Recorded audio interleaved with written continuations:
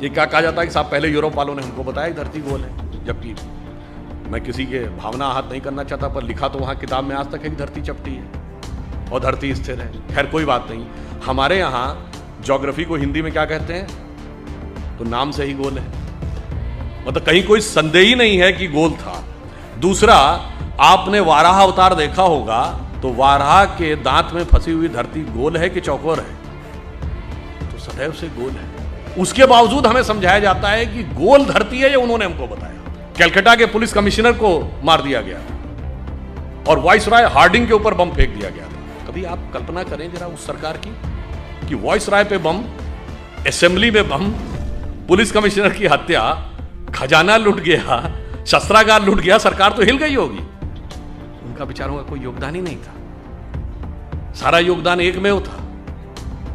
तो मेरे विचार से सारा योगदान उनका था, जिन लोगों के जो काला पानी सह रहे थे उनका योगदान नहीं था, जिन्हें कोल्हू में बैल की तरह जोत दिया गया उनका योगदान नहीं था, जो जेल में रह रहे थे पर जलवे से रह रहे थे, जो किताब भी लिख रहे थे, सेक्रेटरी भी उनके साथ था और एक नहीं 3-3 4-4 किताबें लिखी, जिनके वाइसराय के साथ अत्यंत मधुर पारिवारिक संबंध थे, वो संघर्ष कर रहे थे।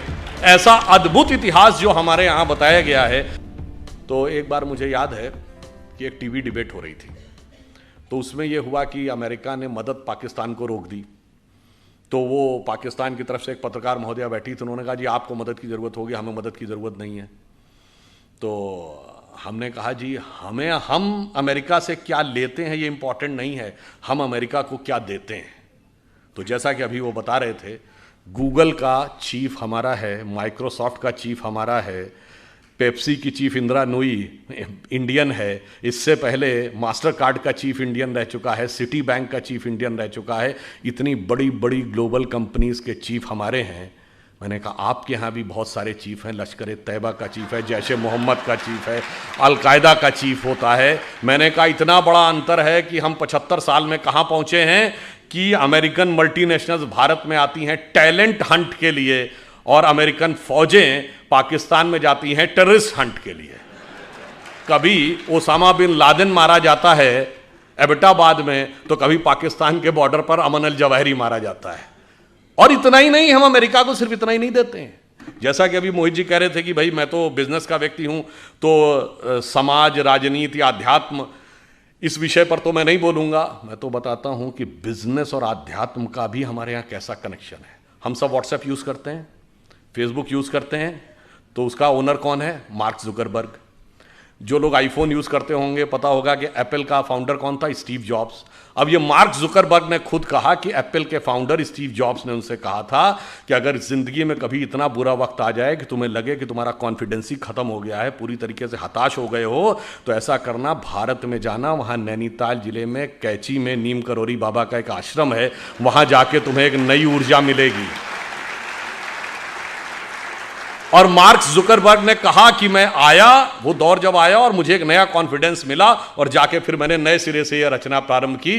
तो हम बिजनेस के साथ साथ हम यह भी देते हैं, तभी हमने कहा कि हम सोने की चिड़िया के साथ साथ जगत गुरु भी बनेंगे, यही हमारा भवितव्य है। परंतु इस अमृत काल से पहले हमें यह भी समझना होगा कि अमृत तो बाद में आता है, सागर मंथन में विष पहले आता है।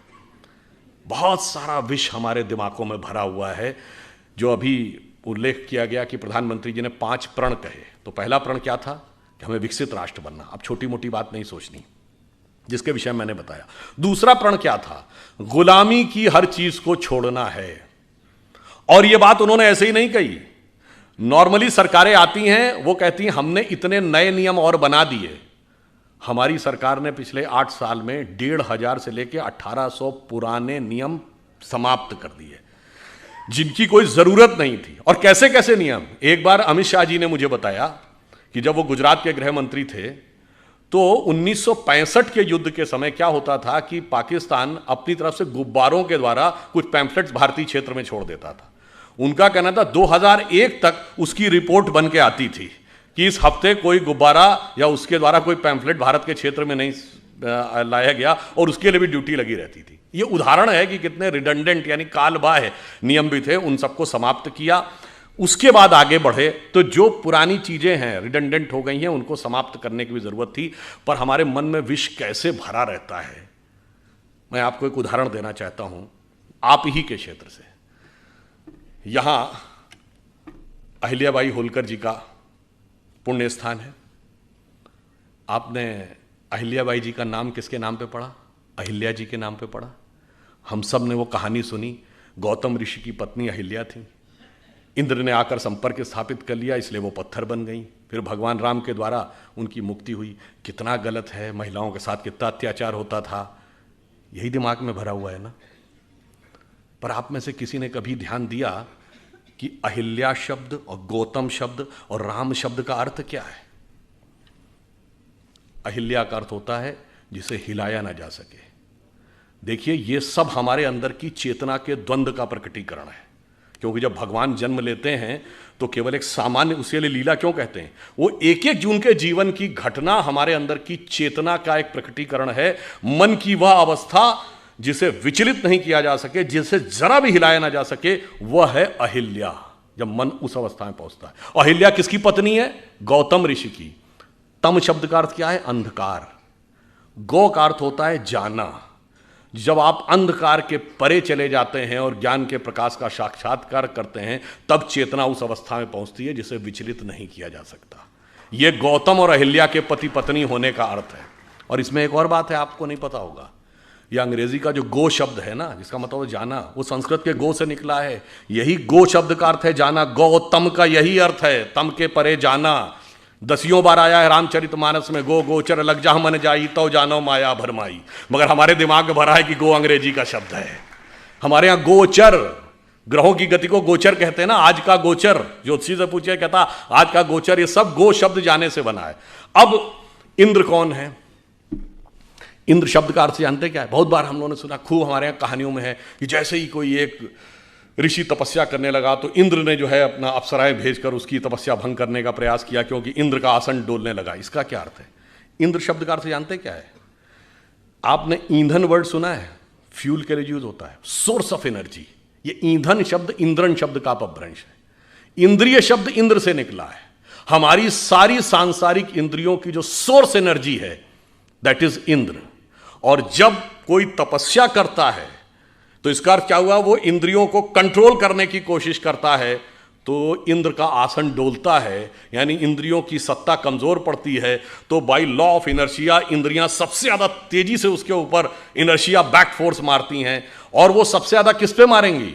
मानसिक रूप से मानेंगे, कि वो मन सबसे प्रबल इंद्रिय है। इसीलिए कभी आपने ध्यान ही नहीं दिया होगा कि अप्सराओं के नाम क्या? मेनका, जहां पर मन एकाग्र हो, उर्वशी, हृदय को वश में करने वाली। ये सब प्रवृत्तियां हैं जो जाकर हमारे मन पर अटैक करती हैं। तो जैसे ही इंद्रियों की शक्ति, जब आप अंधकार के परे चले गए और उसे विचलित नहीं किया जा सकता था, यदि इंद्रियों की शक्ति के प्रभाव में आ गए तो क्या हुआ? पत्थर का क्या हुआ? चेतना शक्ति का लोप हो गया। आप पदार्थ यानी सांसारिक शक्ति के रूप में रह गए। जो आध्यात्मिक चेतना थी वो चली गई। अब आध्यात्मिक चेतना दोबारा कब मिलेगी? राम शब्द का अर्थ जानते क्या होता है? हिंदी या संस्कृत में शब्द है, रम धातु से बना है, जिसका अर्थ होता है रमना। रमनते इतराम, रमणीक स्थान, रमता जोगी। यानी किसी भी चीज जिस चीज में सेटल्ड होती है उसको रमना कहते हैं। इसीलिए राम शब्द का तात्विक अर्थ है रमनते इतरामा, अर्थात वह तत्व जिसमें सारा संसार सेटल्ड है। फिर यानी वही divine element which beholds the entire universe, फिर जब उसके साथ दोबारा संपर्क होगा, that conscious energy will revive और वर्ल्डली एनर्जी विल डिसअपियर। मगर हमारे दिमाग को क्यों, अब ये क्यों, किन्होंने पढ़ाया गया जानते क्यों? 1854 में कार्ल मार्क्स ने एक आर्टिकल लिखा था शिकागो हेराल्ड ट्रिब्यून में कि हिंदू जाति चाहे जितनी भी समृद्ध हो, पर वो नंदी, बैल, बंदर, हनुमान और हाथी गणेश को पूजने वाले इसी लायक थे कि उनके ऊपर हुकूमत की जाए, क्योंकि वो मूर्ख थे।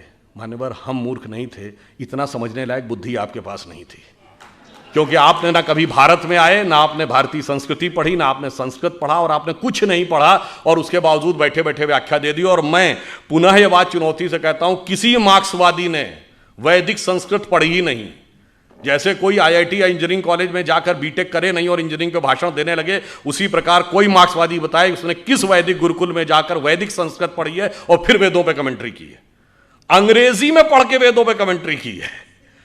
ऐसे महान महान लोग हैं।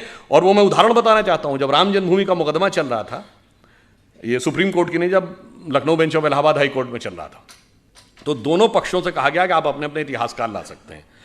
तो हमारी तरफ से जो इतिहासकार थे उसमें देवेंद्र स्वरूप जी थे, एसपी गुप्ता थे, ग्रोवर साहब थे, डॉक्टर हर्ष नारायण थे। उधर से ऑब्वियस कौन थे, सूरज भान थे, आर एस शर्मा थे, रोमिला थापर थी, यही सब लोग जिनको डीएन झा वगैरह, ये लोग स्वयं नहीं अपीयर होते थे, अपने प्रतिनिधियों के थ्रू होते थे। अब भाई देखिए, कोर्ट में तो राजनीति नहीं चलेगी। कोर्ट ने पूछा कि आप राम मंदिर के मुद्दे के ऊपर आए हैं, तो आप पहले ये बताइए कि आपका हिस्ट्री में विषय क्या है, एंशिएंट इंडिया विषय है क्या? तो उसमें से ज़्यादातर लोगों लिख के दीजिए एंशिएंट इंडिया हमारा विषय नहीं है। अब वहाँ खुदाई का विषय था, तो आपको पता होगा हिस्ट्री में 2 ब्रांच होती ना, आर्कियोलॉजी एंड कल्चर। तो आर्कियोलॉजी खुदाई से डील करती है। उनसे पूछा गया आर्कियोलॉजी के एक्सपर्ट हैं? नहीं जी, हम उसके एक्सपर्ट भी नहीं, हमें आर्कियोलॉजी नहीं आती, यानी खुदाई वाला विषय हमें नहीं पता। चलिए, तो कल्चर का पता होगा। अब कल्चर तो किसी लैंग्वेज में लिखा रहता है, सारे डॉक्यूमेंट्स 2 ही भाषाओं में थे, संस्कृत और फारसी। और मजे की बात है, सबने ये लिख के दिया है कि फारसी नहीं, उन्हें संस्कृत भी नहीं आती है। यानी ना खुदाई जानते थे, ना लिखाई जानते थे, और दावा ये सारी खुदाई जानते थे। वो आके हमको समझाते थे, जबकि हमारी तरफ से लोग ऐसे थे जो संस्कृत भी जानते थे, फारसी भी जानते थे। डॉक्टर हर्ष नारायण श्रीवास्तव को मैं व्यक्तिगत रूप से जानता हूँ, जितने बड़े संस्कृत के विद्वान थे उतने बड़े फारसी के विद्वान थे। इसलिए जब बाबरी मस्जिद वाले कोई डॉक्यूमेंट देते थे फारसी का और उसका ट्रांसलेशन करके देते थे, तो डॉक्टर हर्ष नारायण को दिया जाता था टू वेट दैट ट्रांसलेशन, कि भाई जो ये ट्रांसलेशन है ये यही है या इसमें कोई एक आध नुक्ते का हेर फेर है। इससे आप समझिए कि किस प्रकार की चीजें हमारे दिमागों में भरी गई और हमारा दिमाग किस तरीके से उन सारी चीजों से इफेक्ट हो गया, और किन लोगों ने भरी जिनको उसका कुछ भी ABCD नहीं आती थी। वैसे ऑन द लाइटर नोट में कहूं, जब ये देवी अहिल्या जी वाला उल्लेख आता है, तो तुलसीदास जी का जो पूरा साहित्य है ना, वो पूरा एक गंभीर राम भक्त साहित्य माना जाता है। पर एक ही आध जगह तुलसीदास जी ने हास्य रस का भी उल्लेख किया है। कवितावली में वो लिखते हैं कि जब भगवान राम चित्रकूट पहुंचते हैं, तो वहाँ के जब साधु सन्यासियों को पता चलता है कि भगवान राम आए हैं, तो वो बेचारे वर्षों बरस से व्रत कर रहे थे, तपस्या कर रहे थे, तो उनको लगा कि इनके पैर के स्पर्श होने से कोई पत्थर की शिला स्त्री बन जाती है। तो सब एक एक शिला लेके आ गए कि शायद ये एक सुंदर स्त्री बन जाए तो मेरा भी जीवन जो कष्ट का है कोई मुझे भी अच्छे ढंग से हमारा सहयोग करने के लिए मिल जाए। तो उसको उन्होंने लिखा है कि विंध्य के वासी उदासी तपोव्रत धारी महाबिनु नारी दुखारे, और गौतम तीय तरी तुलसी सो कथा सुनिबे मुनिवृंद पखारे, होए हैं शिला सब चंद्रमुखी परसे पद मंजुल कंज तिहारे, और कीन भली रघुनायक जीव करना करी कानन को पगधारे। तो मतलब उन्होंने हास्य का भी प्रयोग किया। ये तो एक चीज हुई। अब दूसरी बात आई है, जिस जमाने में देवी अहिल्याबाई होलकर यहां पे रूल कर रही थी, 18वीं सेंचुरी, आपको पता है उस समय यूरोप में क्या था? 1542 से वहां पर विच क्राफ्ट एक्ट था। विच क्राफ्ट एक्ट का मतलब होता किसी भी महिला को चुड़ैल घोषित करके जला दिया जाता था।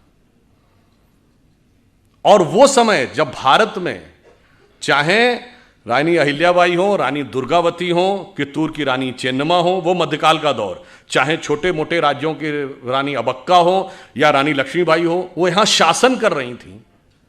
और वो लोग, और कौन, कोई भी चर्च घोषित कर देता था कि ये चुड़ैल है और उसको जला दिया जाता था। ये बाई पार्लियामेंट ये एक्ट था, ये ब्रिटिश पार्लियामेंट का एक्ट है। और आपको पता है वो एक्ट कब तक रहा है? 1951, 1951 में वो एक्ट रिपील किया गया है। और वो लोग हमको ज्ञान देते थे कि महिला समानता आप यहां नहीं है, महिला समानता तुम्हारे यहां थी। आपको पता है अंग्रेजी का ये शब्द विच हंट आप सबने सुना होगा। ये विच हंट शब्द उसी विच क्राफ्ट एक्ट से निकला है कि किसी भी औरत को विच घोषित करके फिर उसको पकड़ना और पकड़ के मौत के घाट उतार देना। हकीकत यह है कि विच हंट करने वालों ने हमारे खिलाफ विच हंट किया है कि हमें कहां कहां पे नीचा दिखाया जा सकता है। और इसलिए मैं ये कहना चाहता हूं, हमारे यहां स्थिति ये थी, ये तो हुई रूल करने की बात। वैदिक काल में 20-22 ऐसी विदुषी महिलाएं हैं, गार्गी, अपाला, लोपमुद्रा, मैत्रेयी, जिन्होंने बाकायदा वेदों पर व्याख्यान किया है, शास्त्रार्थ किया है, याज्ञवल्क्य का गार्गी के साथ शास्त्रार्थ, संध्या का ऋषि मेधातिथि के साथ शास्त्रार्थ। हम चुनौती के साथ कहते हैं दुनिया में कोई दूसरी धर्म संस्कृति बताइए जो धर्म ग्रंथ के ऊपर पहले तो डिस्कशन का पावर देती हो और डिस्कशन का पावर महिला